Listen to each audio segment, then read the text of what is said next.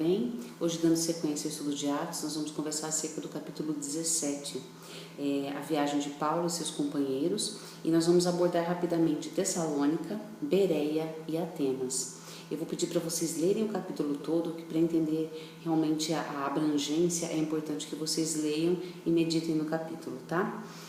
Bom, começando em Tessalônica, foi interessante que quando Paulo apresentou a verdade cristã, a verdade de Cristo, alguns judeus se converteram, muitos gregos e não poucas mulheres de alta posição, o que indica que a palavra estava sendo estendida àqueles que não eram da linhagem judaica, né? Então, mais gregos do que judeus aceitaram aqui nessa viagem. Aí, para variar, né, houve perseguição, houve ataque, eles correram atrás da casa de Jason, que havia os recebido, e muitos invejosos correram para justamente proclamar ou amaldiçoar, ou dizer que realmente aquilo era uma mentira, né? Quando chegou em Bereia, uma coisa interessante que a gente tem que analisar é o seguinte: os bereanos eram melhores do que os de Tessalônica. Em que aspecto? Eles eram pessoas cultas que recebiam e avaliavam com critério aquilo que eles estavam recebendo. Não era porque alguém chegava lá e falava qualquer coisa que eles recebiam. Eles tinham o quê? Eles tinham critério, eles eram nobres, muito mais nobres do que os de Tessalônica. E os de Tessalônica, quando ficaram sabendo, foram também perseguir Paulo e Silas ali. Ou seja, onde a palavra é revelada, sabemos que também há uma movimentação espiritual do inimigo, né? É um exemplo para nós que nós devemos ser como bereanos, né? Sempre examinarmos com critério tudo que a gente recebe. Em Atenas acontece uma outra coisa bem curiosa. Atenas, a cidade estava cheia de ídolos, né? E Paulo percebeu isso logo que chegou na cidade. E alguns filósofos, epicureus e estoicos estavam ali debatendo. O que será que ele quer dizer? O que esse tagarela está querendo dizer? Inclusive aqui no texto diz. Porque Paulo estava pregando as boas novas a respeito de Jesus e da ressurreição.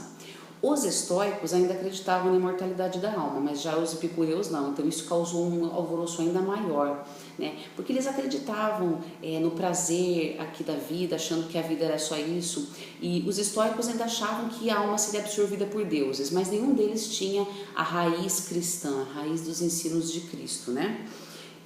Mas eles quiseram entender o que Paulo estava apresentando, e Paulo começa a revelar. Ele diz que ficou curioso porque ele viu vários altares, mas em um deles tinha uma descrição chamada ao Deus desconhecido. Ou seja, não bastava eles terem tantos altares a tantos deuses, eles ainda sentiam um vazio dentro deles que precisava ser preenchido. Olha que coisa curiosa, toda vez que a gente busca prazeres e satisfações em coisas e até em divindades, aparentemente que são divindades, que não são da raiz de Cristo, a gente acaba tendo um vazio dentro de nós. E isso é representado aqui pelos atenienses. E aí Paulo começa uma abordagem justamente nisso, falando assim: olha, esse Deus que vocês adoram sem conhecer é o que eu vos anuncio. Ou seja, agora vocês vão receber a verdade do Deus único, do Deus que mandou seu filho, de toda a história. Ele fez toda a construção, né? Então alguns zombaram e outros creram, como acontece até os dias de hoje, né? Nem todos aceitam a verdade, às vezes porque incomoda, tira da zona de conforto.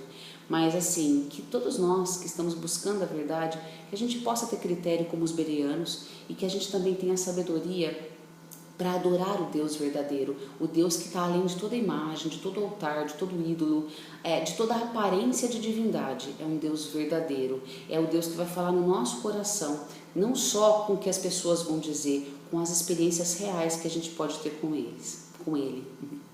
Em nome de Jesus, Senhor, eu quero te entregar essa palavra lida e que a gente, em nome de Jesus, seja transformado por ela, para que a gente possa dar frutos de arrependimento e de transformação, servindo ao Deus que nós estamos conhecendo cada dia. Em nome de Jesus. Amém.